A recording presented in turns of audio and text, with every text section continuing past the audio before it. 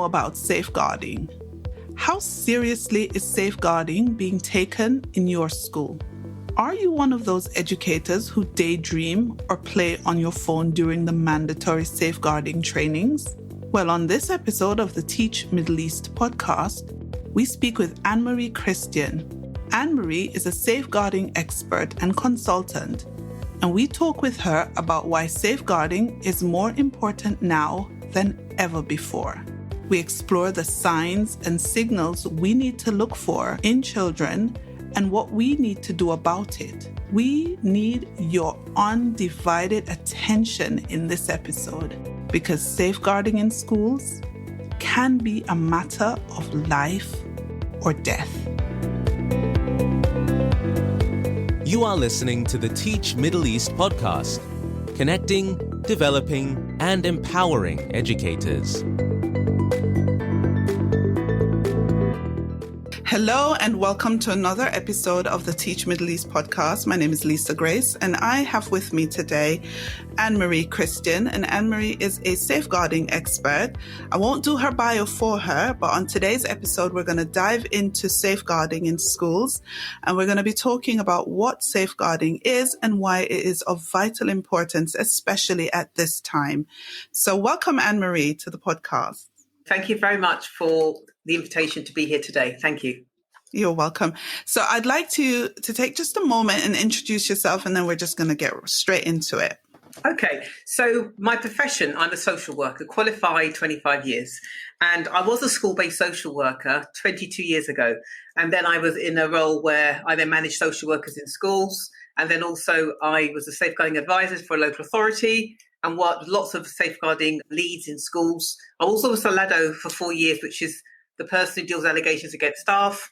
And then I delivered training to schools quite a lot as well. So I'm very familiar with schools. And then the last 11 years, I've been independent. But in my international work, it was a really random request back in 2008, January, that I got contacted by a teacher agency who's been asked to provide training in the Middle East. So with that in mind, I took that request, very random demand, and I went there for a week and I delivered training to a group of schools. And back then in the Middle East, child protection was very way before Wahida's law in that sense of what you currently have now in various parts. And I know we're doing it generic here, but in a certain country. So in that way, I did that one gig. And then I was invited then about 3 or 4 years after back. And I continued now 13 years later. Until COVID, I was annual, at least minimum, going to the Middle East. And also I work Far East and around the world as well.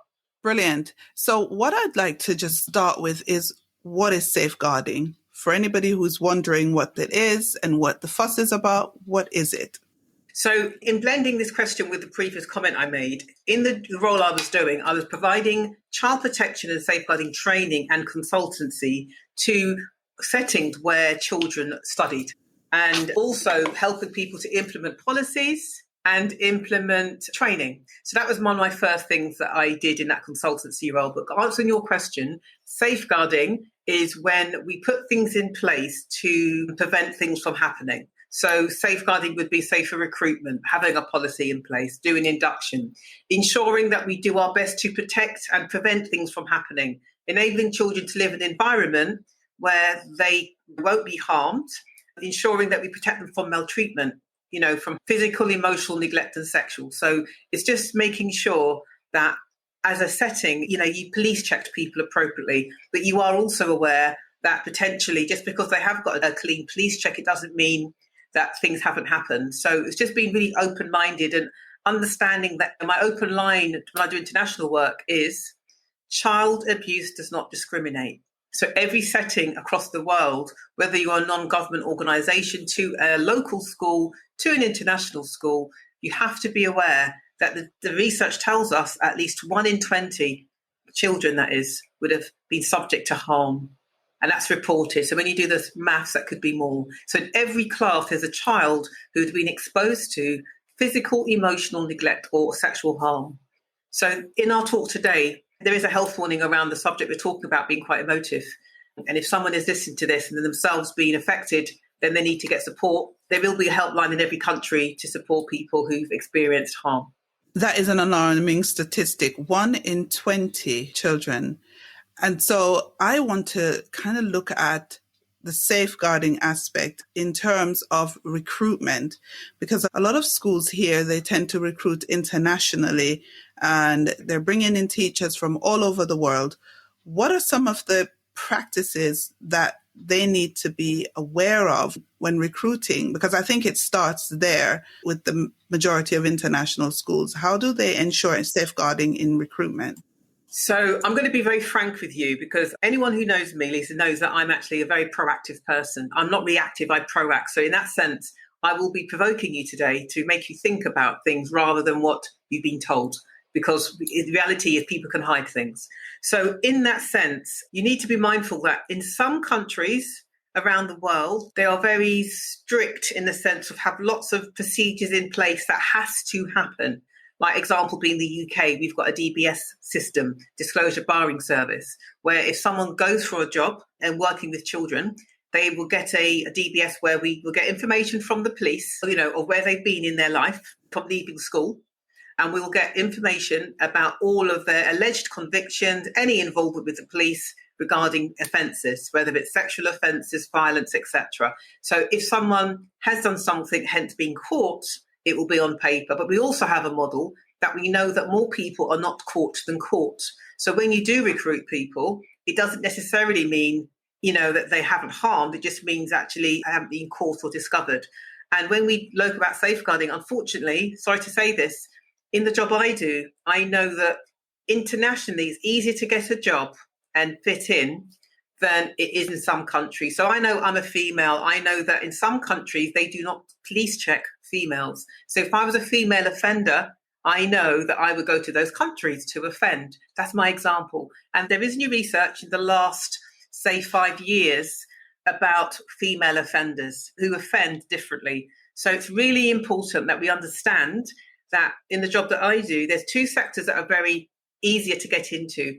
The voluntary sector, meaning charities, communities, and international. So I do get called. In the last few years, I've done quite a lot of work around the world where people have seen me speaking. I did a conference in the Far East twice. And in that workshop, people were provoked by what I was saying, recognizing those behaviors were happening in their settings.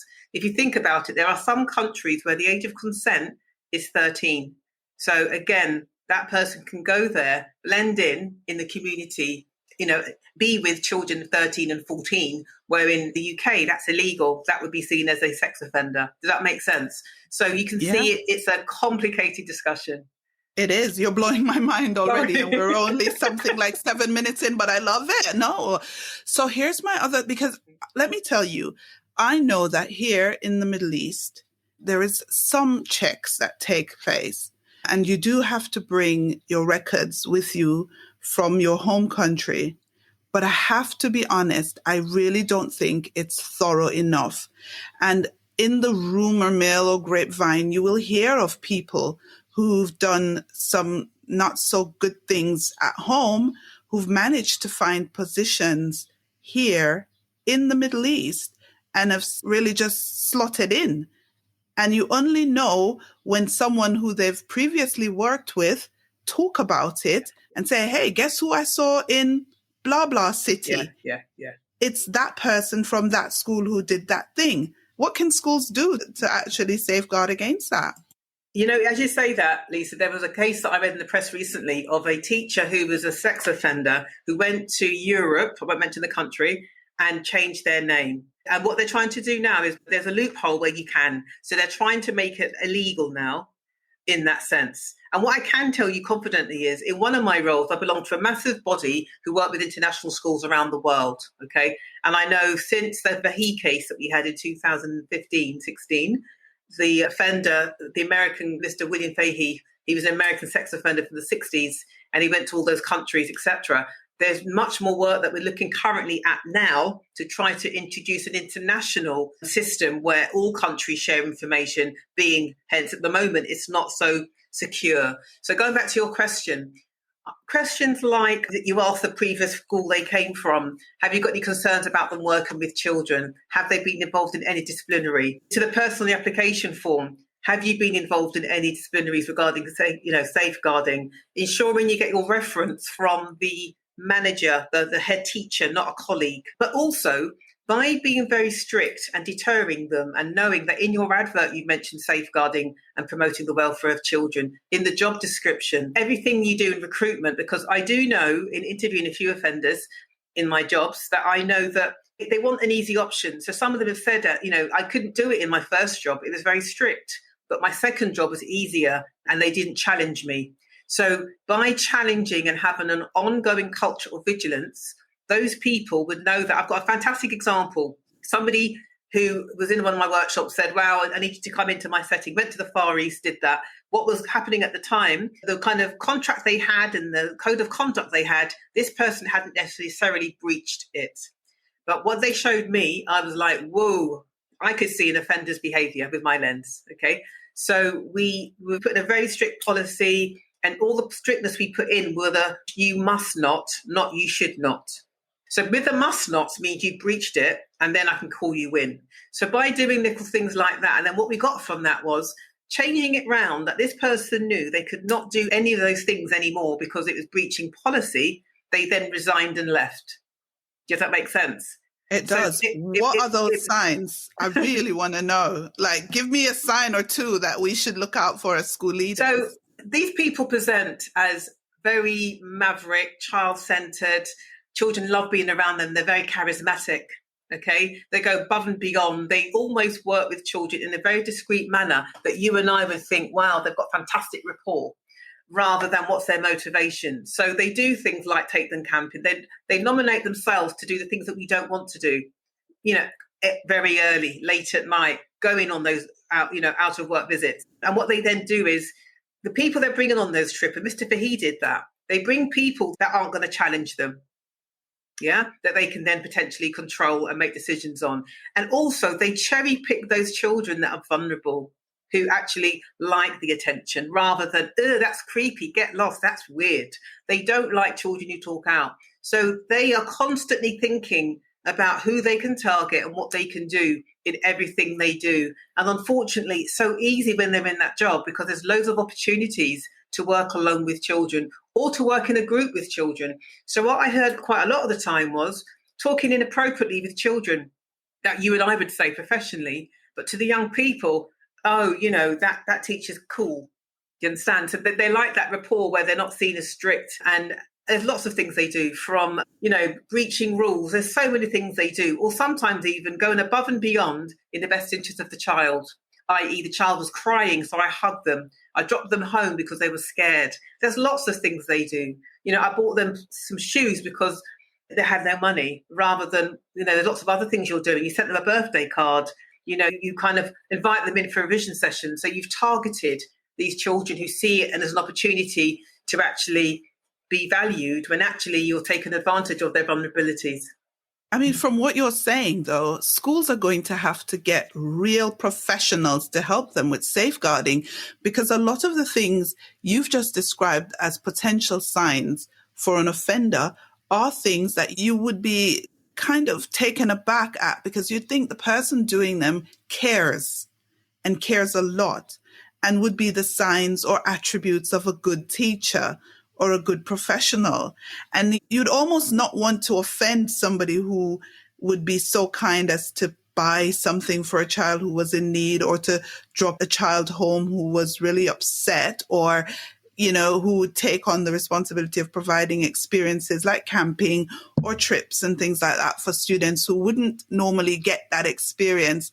And so it's so nuanced that you almost have to really be trained to spot the difference between a good teacher who cares a lot and an offender who's trying to manipulate and take advantage of.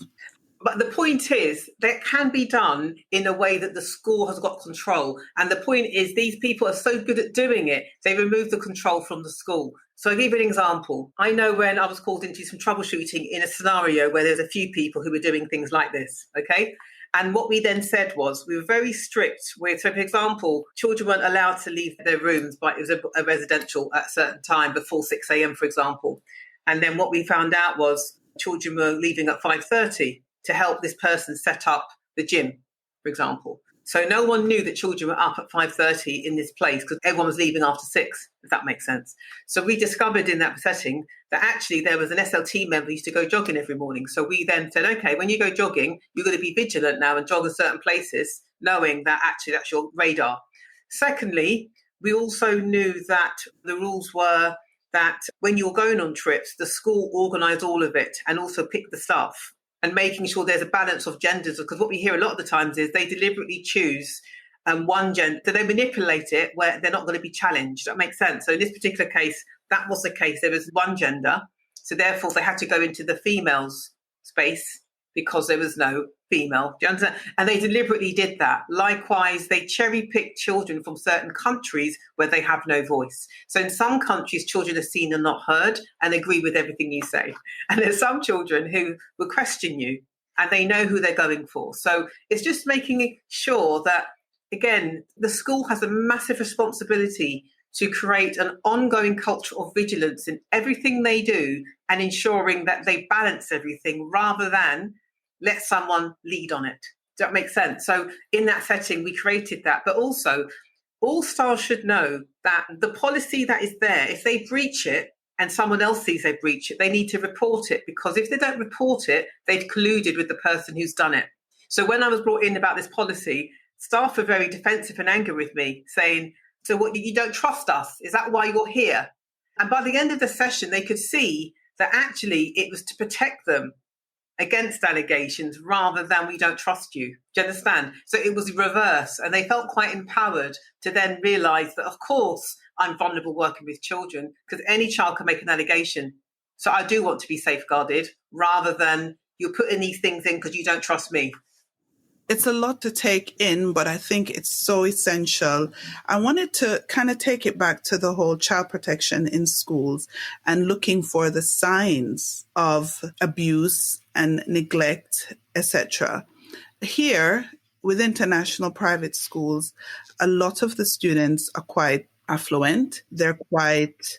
I'm trying to pick my words so carefully, but what I'm trying to say is it is not as easy to spot the signs of neglect as you would maybe in other places. I remember when I was teaching in London, we had safeguarding training, and a lot of it was around looking for children who come to school and are sleepy or they're tired, or looking for kids with certain marks on them, or looking for students whose clothes aren't clean and who are just, there's just certain very overt signs. But here, it might not be as overt. And how do you spot that? I've got a classic. So, there's some fantastic research by a Professor Claudia Bernard about affluent neglect and she works at the University of Goldsmith, right? So she did this research, and in this research she highlights what affluent neglect is. And I see an operation all the time from a social work manager I was in those cases that I had, that the more I challenged, the more complaints were going in, the more how dare you say that about me, the more connections they had. They turn up at meeting with barristers, the whole pack, wanting this and that, questioning my decision-making. So there is something where it's quite personal. On top of your point about in schools, absolutely. So I had a scenario yesterday, I'll give it to you as an example, of a colleague who's independent school, fee paying. And to me, it was safeguarding all over it. But this person justified everything because of the status of this family. And the point was, it was a child who had concerned about the child's emotional well-being. So I jumped to straight away suicidal thoughts, okay? And why and what happened. And it's quite extreme as well. To the point where I said to this colleague, you need to act today, because my 2 strap lines in safeguarding is think the unthinkable and it could happen here. So I said, if this young person took their life today, had you done the right thing? And it was actually in the UK where this person could ring social care and make a referral. Rather than some countries, it might be very different with thresholds, okay?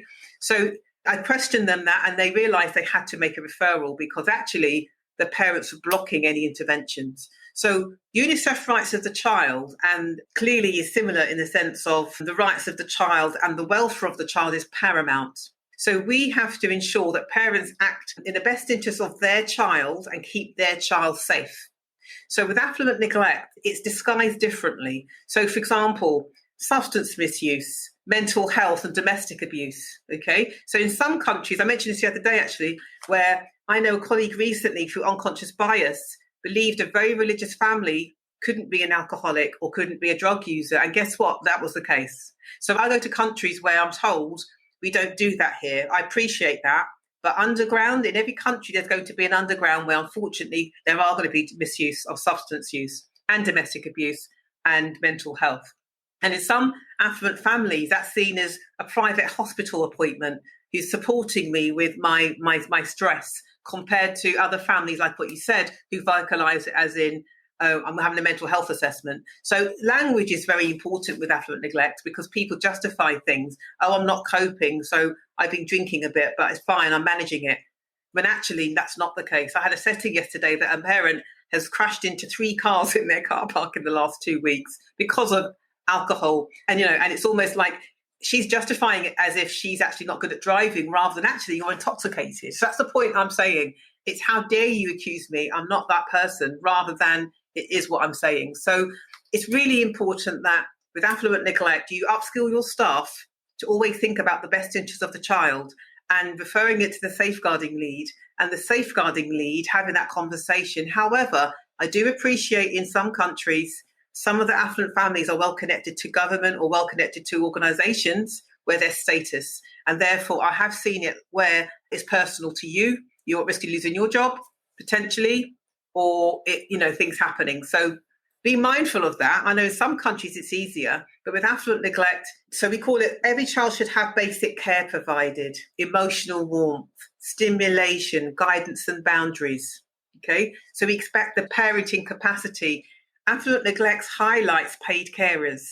So there's some families where the children are being looked after by paid carers who come from countries sometimes where, again, the status is quite low. So already that child would have the control over their helpers. And therefore, there's no parenting going on because the child dictates what's happening, almost bribing.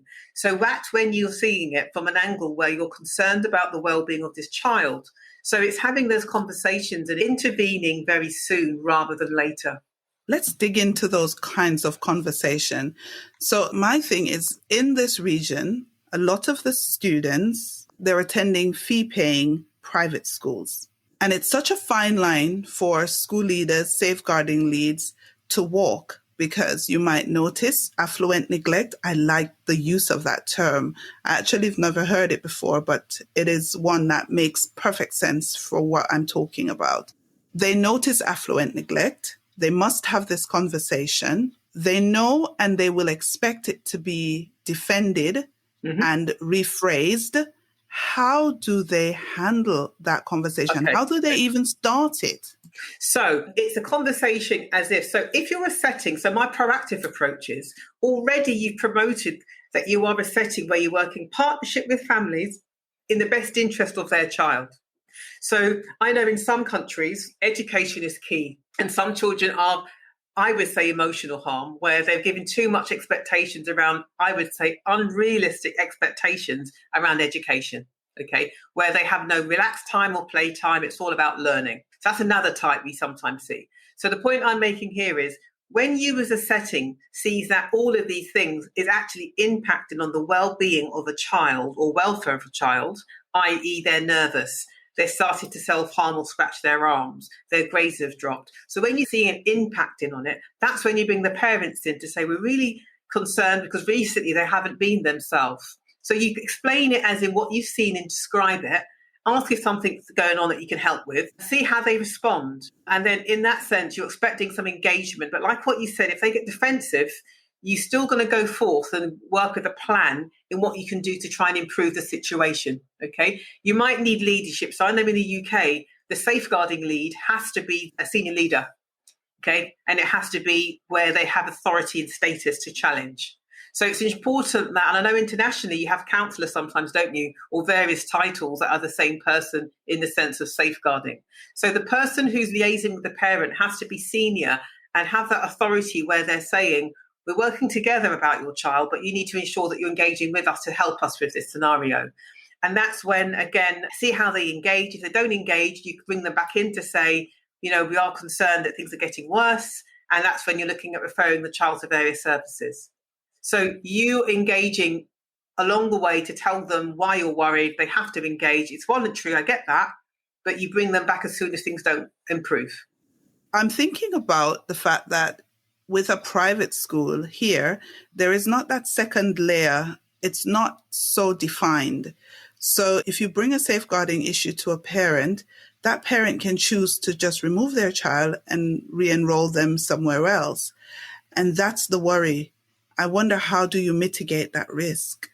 So depending on the age of the child, I know you do all through schools, correct? 3 to 18. So depending on the age of the child, with an older child, I've seen colleagues do the in-house thing where in-house, they're supporting that child and helping that child to manage. So every country has a child protection abuse helpline. Every country has non-government organisations, every country. So that's one thing that I encourage international schools to signpost and encourage young people to self-refer or, making those things for some children.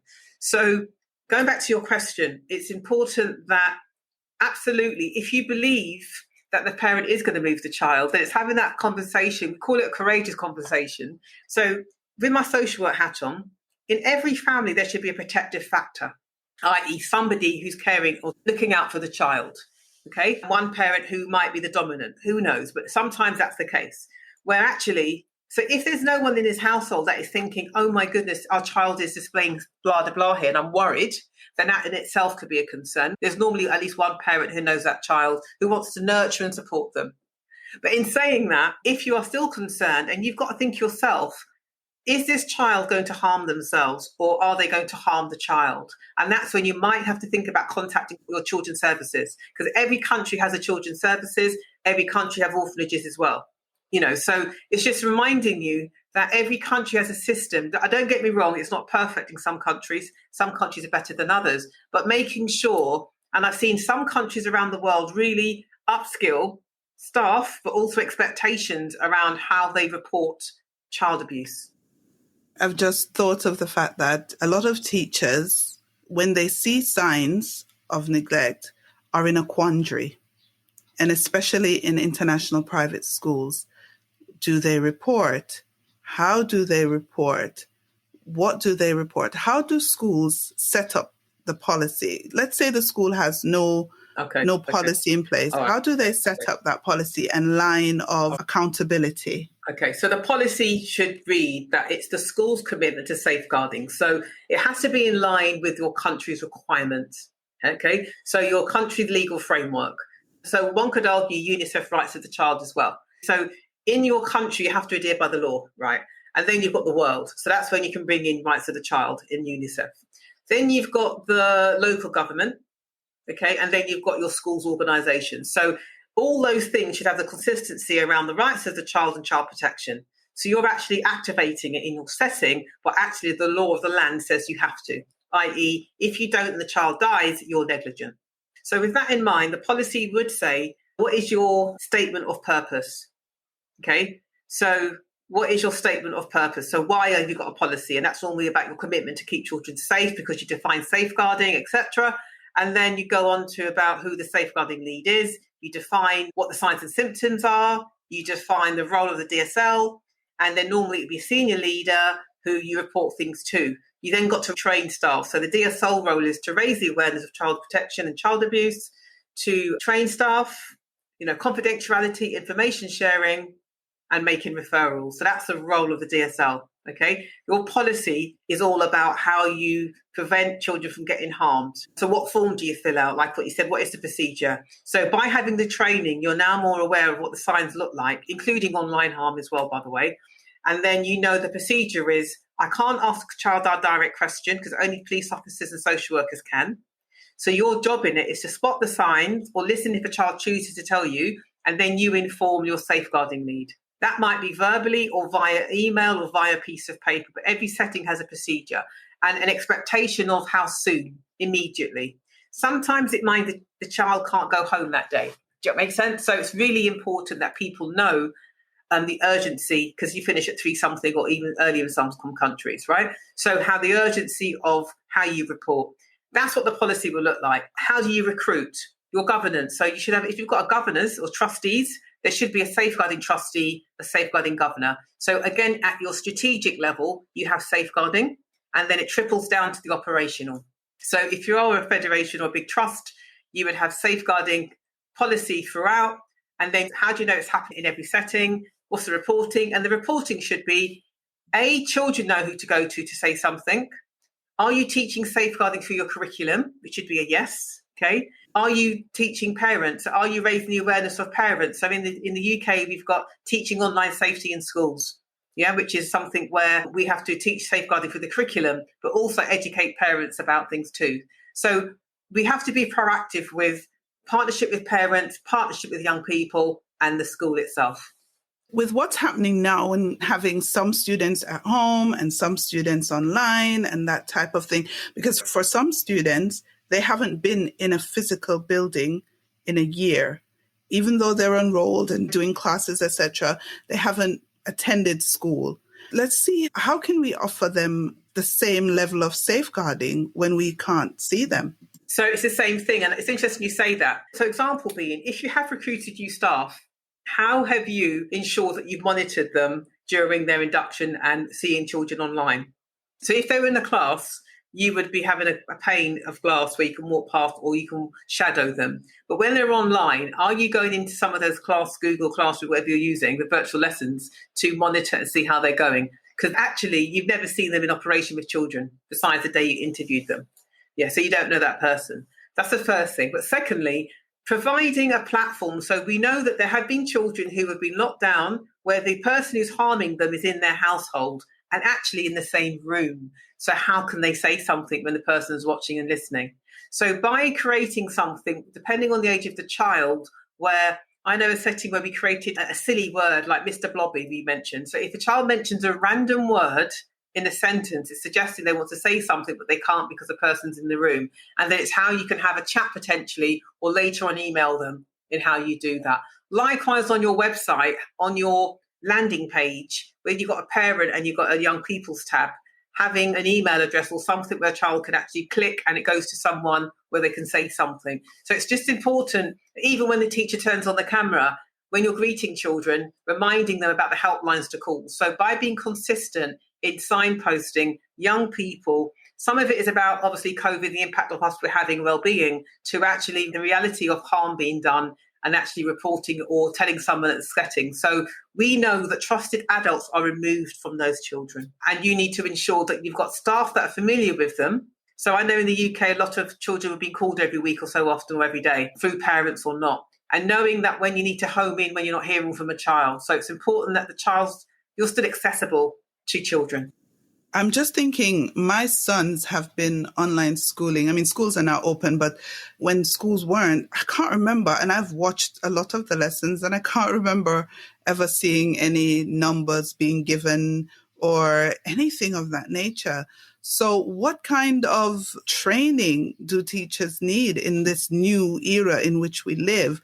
And what should schools be doing? Because I've realized that from my experience, a lot of what you're talking about is not being done. Okay, so in all your areas, wherever you are in the world, there will be an NGO, a non-government organisation, like a charity who's dealing with violence against women and children. Every country has one. With that in mind, they also have helplines for children. So every country has got a helpline. So there's going to be some organisations that those children can go to, i.e. call or email, where they understand what they're going through and support them. Okay, that's for the older children who can self-refer. Likewise, for example, I know with the whole healthy relationship stuff that we're doing, in the sense of how are you educating 3-year-olds to 18-year-olds about consent, choice, touch, everything else. So are they aware that they've been hurt in that sense? Are they aware that their dominant family is actually emotionally distressing them psychologically? They're in fear, they're petrified of someone. That's psychologically damaging. Does that make sense? So some children are so used to that fear, they think it's normal, not recognising its impact on their well-being. So by introducing it through stories or conversation, they can disclose or say something that's like, that's happening in my household, and then you can home in and support and listen. So it's being proactive, where you're giving an opportunity for children to identify what's happening to them, and then potentially staff picking up those signs and symptoms. But the important thing is being approachable, signposting, but also we need to give them the opportunities to. They're not going to volunteer. So when children want to tell you something, Lisa, it's a bit like how you and I felt when we told our loved ones we loved them for the first time. Can you remember? You wanted to do it, but you had to do it in the right time, that they received it well, and hopefully you got a good response back.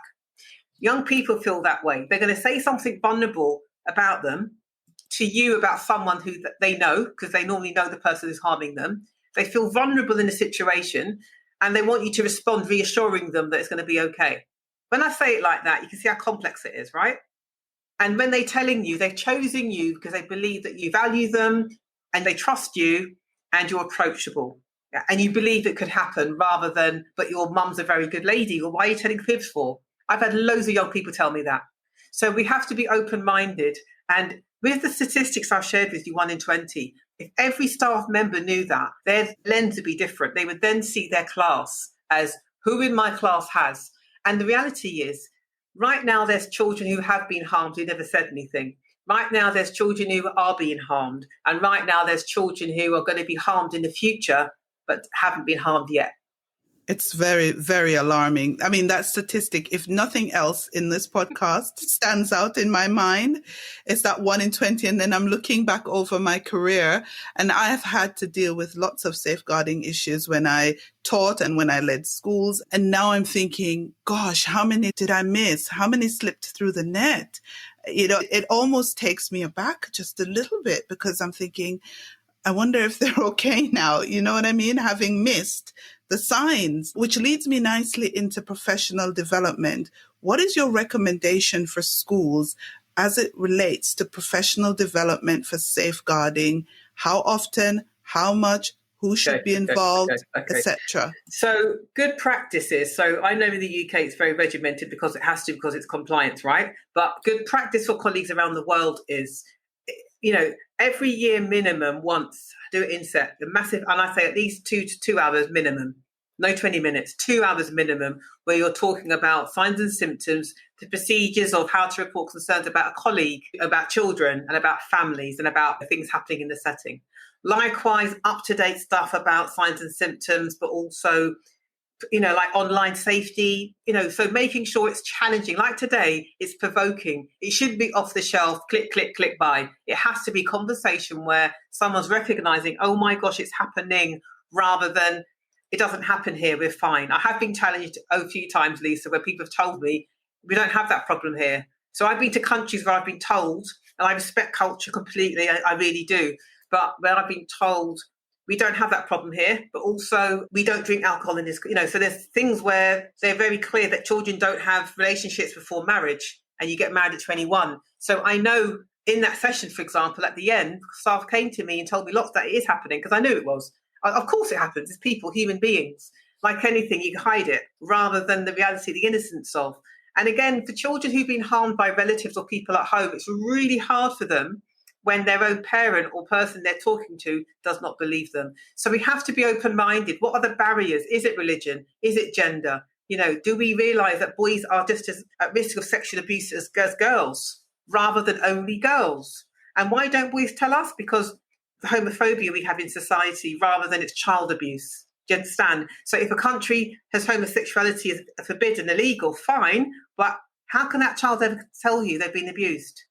So there's so many things that you can imagine that in your staff training you need to bring out, rather than bruises, you know, no packed lunch and stuff, you know, going on. It's not that easy. It's much more complicated. So it's making sure that you do your training, you know, provide training minimum once a year, but every half term or term is good as well. So every inset, just topping it up with something else. Also teaching children safeguarding through the curriculum, but also parents and families, and also children bystander model, we call it. So if children are aware, so I call it rag and tag. Tag is tell the person that they've upset you and you don't like what's happened, ask them to stop and get help. Then there's one called rag. Recognise someone else has been upset or hurt by someone. Ask them to stop if they're okay and get help. So you're teaching something through your theme at school, the ethos, where people are aware that we stand up to people here and I'm not a target.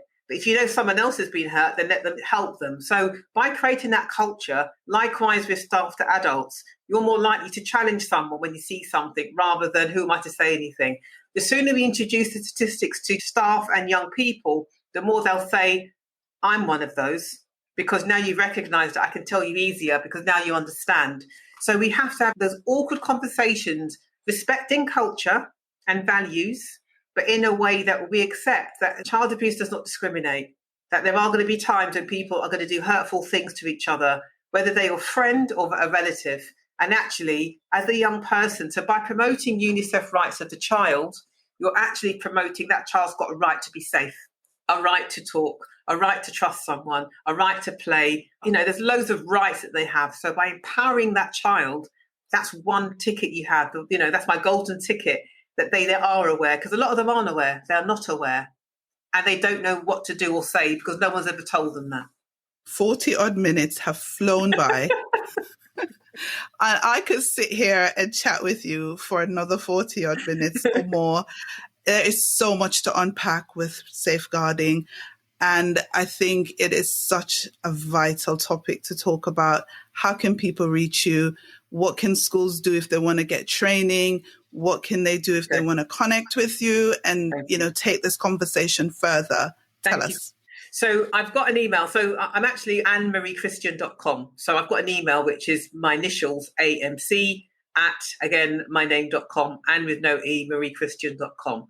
I'm on Twitter, on Annmarie Child, and I'm on LinkedIn, Annmarie Christian. So again, you can contact me via then, and I can signpost you or myself, support that help that you need. But again, it's just kind of reaching out, whether it's email or phone. Again, I've got a phone number on my website you can contact me on for more advice or for more conversation about this. I'm going to put all of that in the show notes, which we will then send out to our audience. But of course, this conversation is absolutely vital and should continue. Thank you so much, Annmarie, for being with us. Thank you for the invitation. Thank you. Lovely talking. Thank you. Thank you for listening to the Teach Middle East podcast. Visit our website, teachmiddleeast.com, and follow us on social media. The links are in the show notes.